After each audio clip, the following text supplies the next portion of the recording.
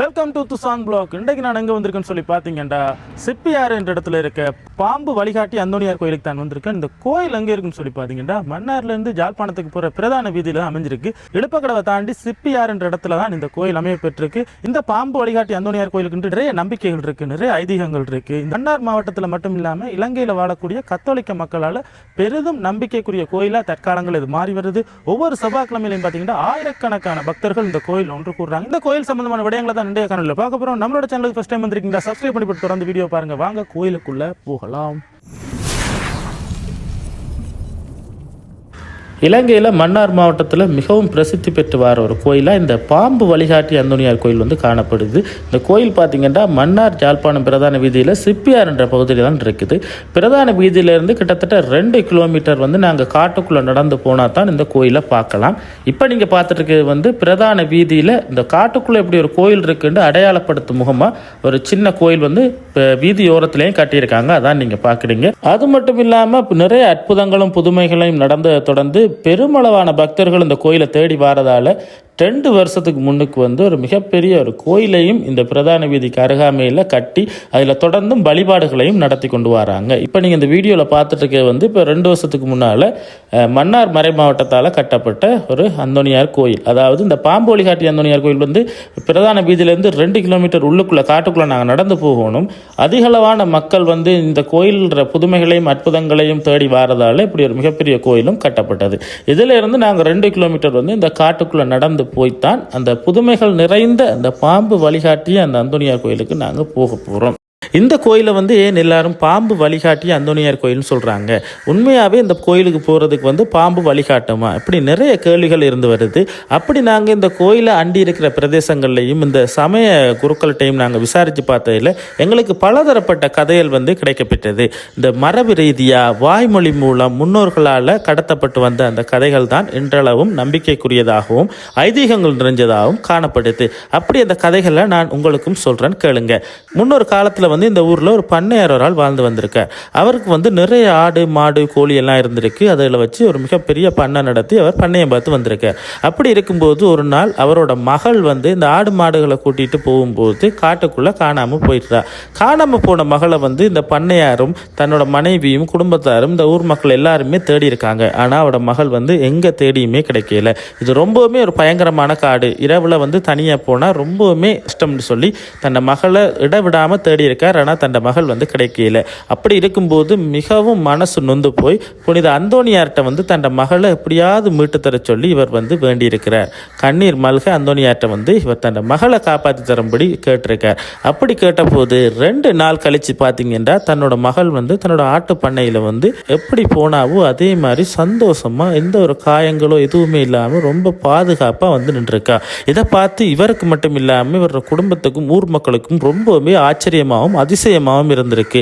எப்படி இவ தொலைஞ்சா, எப்படி இவ வந்தாண்டு இந்த கேள்விக்கான விடையை வந்து அவர் தன்னோட மகள்கிட்டயே கேட்டிருக்கார். கேட்கும்போது அவர் சொன்ன பதில் வந்து ஊர் மக்களையும் அவரையும் ரொம்பவுமே ஆச்சரியத்துக்கு உள்ளாக்கியிருக்கு. அவர் சொன்ன கதை என்னன்னு சொன்னால், தண்ட கையை வந்து ஒரு அப்பா ஒரு ஆள் வந்து இறுக்கி பிடிச்சு கொண்டார். அவர் என்னை ரொம்ப பாதுகாப்பாக வச்சிருந்தார். அவர் எனக்கு உணவு தந்தார், தண்ணி தந்தார். இந்த 2 நாளும் இந்த இரவு பகலாக நான் அவரோட தான் இருந்தேன். நான் பயப்படவே இல்லை.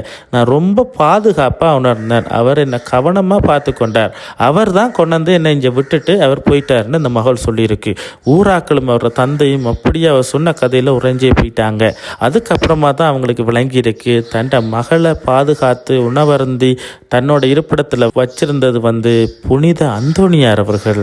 அவர் தான் தன் மகளை பாதுகாப்பாக வச்சிருந்தேன்னு சொல்லி அதுக்கப்புறம் தான் அந்த ஊராக்களும் அவர் உணர்ந்து கொள்கிறாங்க. அதை ஞாபகப்படுத்தும் விதமாக வந்து அவர் வந்து ஒரு அந்தோனியார் திருவுருவத்தை வச்சு வழிபடுறார். அந்த இடம்தான் இன்றைக்கும் பல 100 ஆண்டுகள் கடந்தும் பாம்பு வழிகாட்டிய அந்தோனியார் கோயிலாக காணப்படுதுன்ட்டு ஒரு கதை சொல்லுது. இன்னொரு பக்கம் பார்த்தீங்கன்னா முந்தைய காலத்தில் வந்து எல்லாரும் வேட்டைக்கு போகிறது வழக்கம். அப்படி வந்து ஒரு குழுவாக இந்த காட்டுக்குள்ளே வந்து வேட்டைக்கு வந்திருக்காங்க. அப்போ வந்து இந்த காடு ரொம்பவுமே ஒரு பெரிய அடர்ந்த காடாக காணப்பட்டிருக்கு. அப்போ குழுவாக வேட்டைக்கு வந்ததில் வந்து ஒருத்தர் மட்டும் தவறுதலாக காணாமல் போயிருக்கார். அப்போ அந்த தனிச்சு விடப்பட்ட அவர் வந்து எங்கே போகிறது என்ன செய்கிறதுன்னு தெரியாமல் தனியே இருந்து யோசிச்சுட்டு இருக்கும்போது தான் ஒரு பாம்பு ஒன்று வந்து அவருக்கு பக்கத்தில் இருந்திருக்கு. அந்த பாம்பு வந்து தன்னை எங்கேயோ கூட்டிக் கொண்டு நிற்குதுன்னு உணர்ந்த அவர் வந்து அந்த பாம்புக்கு பின்னாடி அப்படியே போயிருக்கார். அப்போ அந்த பாம்பு போன இடம் தான் இப்போ இந்த காட்டுக்குள்ளே இருக்கிற அந்த அந்தோனியார் கோயில் என்று சொல்லப்படுது. அந்த கோயிலில் தான் போய் தான் பாதுகாப்பாக இருந்ததால் பாம்பு வழிகாட்டிய அந்தோனியார் கோயில் என்று பிற்காலங்களில் அது அழைக்கப்பட்டதா ஒரு வரலாறு ஒன்று சொல்லுது. இன்னொரு பக்கம் பார்த்தீங்கன்னா பஸ்ஸில் வந்து எல்லாரும் வந்து இறங்குற இடம் வந்து பாம் அடின்னு சொல்கிறது. இந்த கோயில் இருக்க இடத்த வந்து பாம் அடின்னு சொல்கிறது. அப்போ தான் பாமடி அந்தோனியார் கோயில், பாமடி அந்தோனியார் கோயில்னு சொல்லி கூறப்பட்டிருக்கு. பிற்காலங்களில் இது மருவி வந்து பாம்பாட்டி அந்தோனியார் கோயில் என்று அப்படியே பெயர் பெற்றுன்னு சொல்லியும் இன்னொரு தரப்பு வந்து சொல்லப்படுது.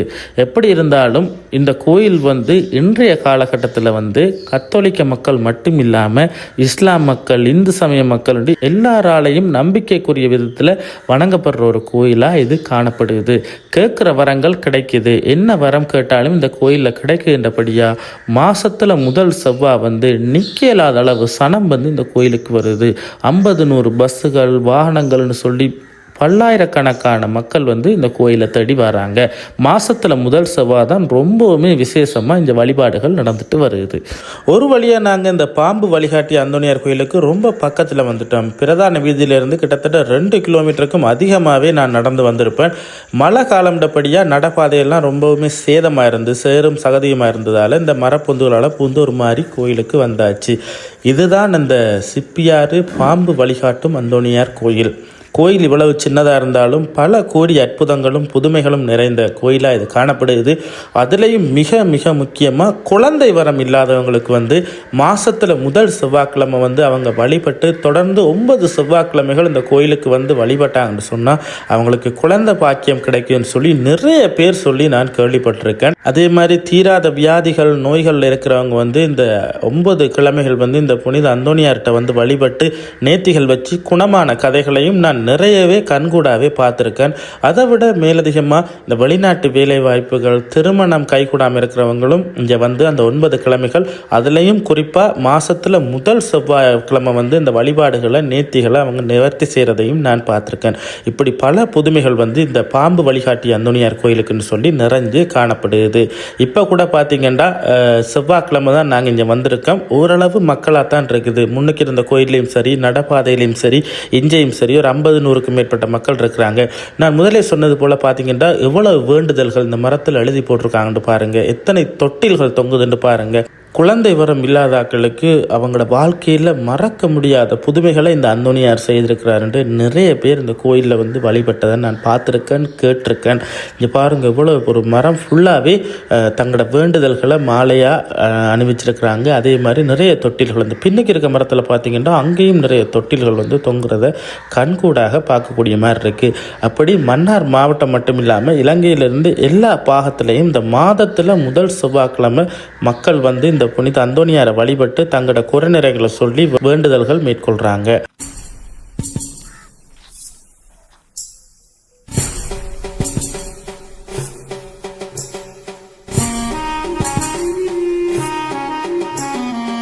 இந்த வீடியோவை பார்த்துட்டு இருக்க நீங்கள் இலங்கையில் இருக்கிறீங்களா? இந்த மன்னார் மாவட்டத்தில் இருக்கிற பாம்பாட்டி அந்தோனியார் கோயிலுக்கு வந்திருக்கிறீங்களா? உங்களோட வாழ்க்கையிலையும் நிறைய புதுமைகளும் அற்புதங்களும் நடந்திருக்காண்டு மறக்காமல் கமெண்ட் பண்ணுங்கள். அப்படி நீங்கள் மன்னார் ஆண்டிய பிரதேசங்களில் இருந்து இந்த கோயிலுக்கு இது வரைக்கும் வந்ததில்லைண்டா கட்டாயம் ஒரு தடவை வந்து உங்களோட குறைநிறைகளை சொல்லி உங்களுக்கு வேண்டிய வரங்களை கேட்டு நேர்த்தி வைங்க. கண்டிப்பாக இந்த புனித அந்தோனியார் வந்து உங்களுக்கு நிறைவேற்றி தருவார்.